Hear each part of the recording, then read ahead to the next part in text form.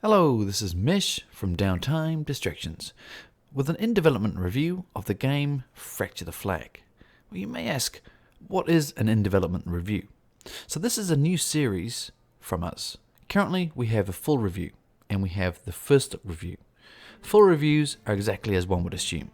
First look, however, have some caveats. They are gameplay time we've put in is under 8 hours. We've not beaten or completed the game, and we've still got some more skills and knowledge to gain around the title. Now we've had a rethink about how to review early access games on Steam and games in the beta and alpha states. You may wonder, why would anyone want to review the games that aren't in a finished state? One aspect is giving that developer the feedback around the game, but another one is with the ever-growing early access section in Steam and games being released to beta and even alpha, and the developers wanting us to invest our money in them and in their titles. For me at that point, as far as I'm concerned, it's open to review. So we've created this third review option for our channel. So games that are in alpha, beta and early access. So welcome to our new Downtime Distractions in Development review. With these reviews, we still point out the positives and negatives of the title, but look more at a future state and the possible potential of a game, while still voicing our opinions on it in its current state, and to help guide you on the question to purchase now or in the future, or possibly neither. So hopefully these will be of value to everybody, and also try and help the community and the developer proceed forward with the game. So with all that said and done, let's begin the review. So this is an in-development review of Fracture the Flag. This title is coming out to early access on Steam. So what is this game? Well, Fracture the Flag is an RTS game, but it's slow-paced, set in a medieval world and has medieval technology. So things like catapults and swordsmen and ballistas. So the game is a multiplayer RTS that supports up to 4 players. It has a single player component, which is more of a, an afterthought. The main part is the multiplayer, but it has, single player challenges. It also has 2 maps. So at the moment we have 1v1, and also we have a 4-player map, which you could go all in all, or possibly teams if you want to team up with somebody. So it's very slow. You start collecting resources, you build your army, and expect long matches as well. There's no gimmicky progress as well. As when I say that, I mean every time you start the game, you start from scratch. So there's no items that you're unlocking to make you more powerful. Every time you start a match, you're starting the same. This is already out on Steam. It came out yesterday, and the price is $2.99 US. This is developed and published by One Wheel Studio. So this is a first-time developer. Also important to note here, this is a one-man developer as well. It's always impressive, as the time and effort gone into these games is immense. It began development in 2014 as a hobby project, and it still is a hobby project as well. The reason for the dev bringing this to early access: being that one-man dev team, it's a tricky process, and one of the hardest things is actually playing the game and finding issues and bugs, being critical of your own work. So the early access is really useful for that feedback from the community. So the dev can get a lot of reliable information and really polish and iron out those bugs. The game will be in early access for several months until all the issues are sorted out. Remember, this is a one-man dev team who has a day job, and this is a hobby project. So it's not a full-time dev team, so development will be slow. This is also an important point, as if you raise an issue with a bug, it's not going to be an instant fix, right? It may be a few days, possibly longer, till the issue is resolved. So you might be stuck with a frustrating bug that, causes a major issue and annoys you for a while. So really bear that in mind, but you should bear that in mind with all early access titles, of course. So what we'll do now is I'll jump into the game and show you the options menu and also the basic UI and how to use it to help you along. Then we'll go into a bit of, the state of the game and what it's going to be like in the future, hopefully, and some suggestions and just a bit of a summary from me as well. So here we are in the game. Now, the basic concept is you have these flags and you can put them down to kind of progress your area. Can you see that the red circle around it? So that's my area, and I can build in this area. So you want to, probably the end goal would be to take over the entire map with your color. So we get the build menu here. So the basics are we have This here is your stone. You have a mine. This is the mine over here. You probably can't see that very well. So it's got that kind of lime green color. So that's a mine. You got the trees as well. And you have this resource here, which is build points.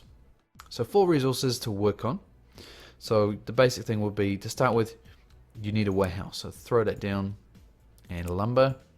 And whilst that's all well and good, you need people to actually do the work for you. So put a worker down, say go, and chop down that tree. And you need someone to go into the lumber mill to move the lumber from there to the warehouse so you can use it.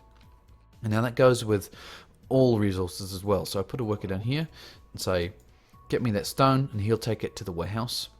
If I could afford a mine, which I can do, and I put the worker in there and say, go to the mine, and he will move that to the warehouse. So it's an interesting concept of where you put the warehouse, because obviously the shorter the time between that, the more resources you're going to get. So that's a very interesting micromanagement concept, and needs to be something you think about. So what we can do here is put another flag down. I'll show you just so. Put that there, and voila, we have now moved the area I control a bit further along. What else do we have on the menu here? So they're the resource options.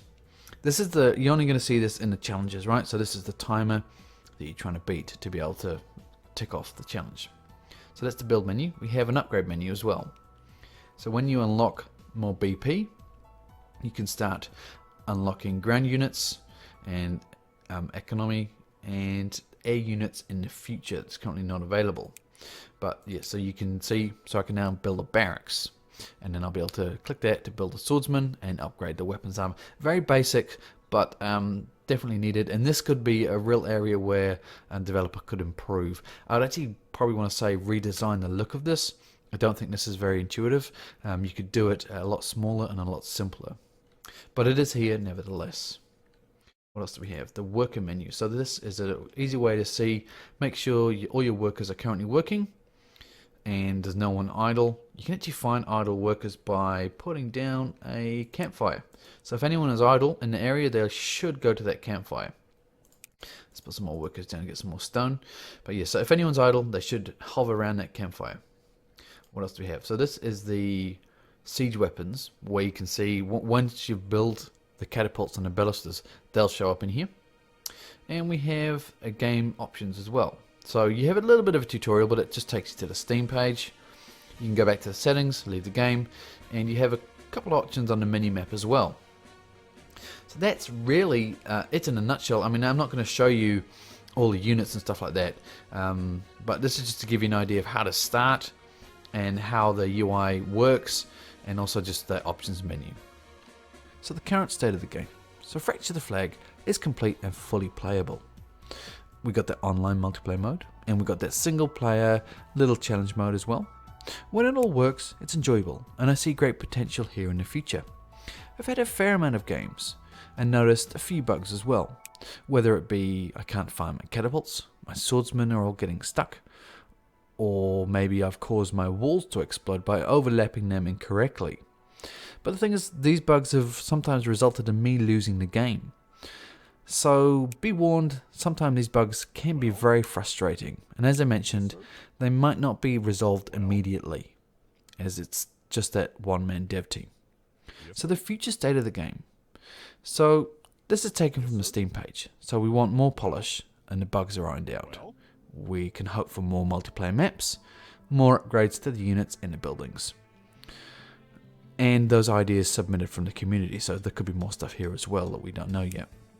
Also, important note here as well, it may change, but at the moment there is no intention to add a campaign mode. I know a lot of people like campaign modes with RTS games because you can maybe develop a story, develop characters, but at the moment there is no intention for that. So these are suggestions from me to hopefully make this game better. In my eyes, what would help me, so limit the population. That's the thing that I know it is annoying, but I think it's really required. It just means you've got to micromanage more, and you've got less resources. So it's there's less bounty of things going on, and you've got to micromanage the units a bit better. Of course, all the bugs that need to be fixed and their polish. Maybe have when you're building a building, maybe need a worker to actually build that for you. So have a little animation and they slowly build it. You add more workers, it builds quicker. So there's just that extra micromanagement around building of things. Instead of being able to place these buildings anywhere very quickly, for me it just adds a bit more skill to the game. Wall construction could be a lot easier as well. That's something I'd like to see. Sometimes when you're quickly trying to build a wall, it doesn't really work correctly. I'd also like to see more power in the units. So there's catapults and ballistas. Really like to see them, when you fire it, you can really, it sounds like the world's going to end when it hits a whole bunch of units. And, that kind of, this is probably all down to polish. So when it hits a bunch of units, so the big explosion there, and you see the units with a good animation fly around, things like that. It's also very comical as well. It's something I always really liked from, the Generals games and that type of stuff, is when you do an explosion, you'd see people fly across the map. It just adds a bit of that sense of power. So I have a whole lot more ideas as well, a whole lot more suggestions, but the reality is a lot of my suggestions are already listed on his Steam page. So, covering off things like more multiplayer maps, more units, more upgrades, more buildings. So a lot of them will be covered off automatically anyway, and that's really going to be the bread and butter of this title going forward, and that's really going to enhance the game, in my opinion. Just a whole lot more depth to the gameplay with the more buildings, more units. So let's go into a bit of a summary here. So let's start with audio. Very impressive, especially for a one-man dev team. I can't stress it enough. Graphically, an interesting looking game. Unique low poly visual style as well. I quite like it. It's got some very nice looking buildings, some very nice units, and I like that floating map as well. I think some more floating maps would be quite cool. So audio for me, that's where we could gain a lot more. Audio, in my opinion, needs a lot more work.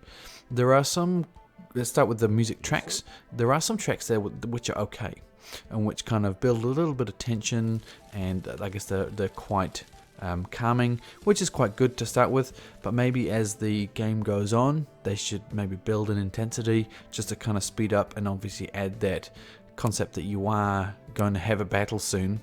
And I know General did Command & Conquer Generals, probably my favorite RTS, that did that very well.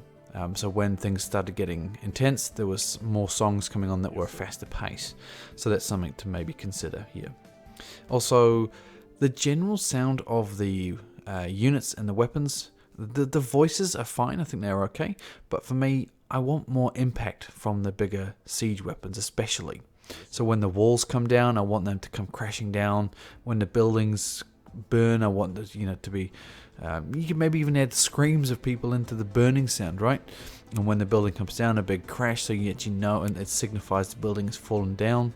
When you fire the catapults, I want massive, a big impact sound as well.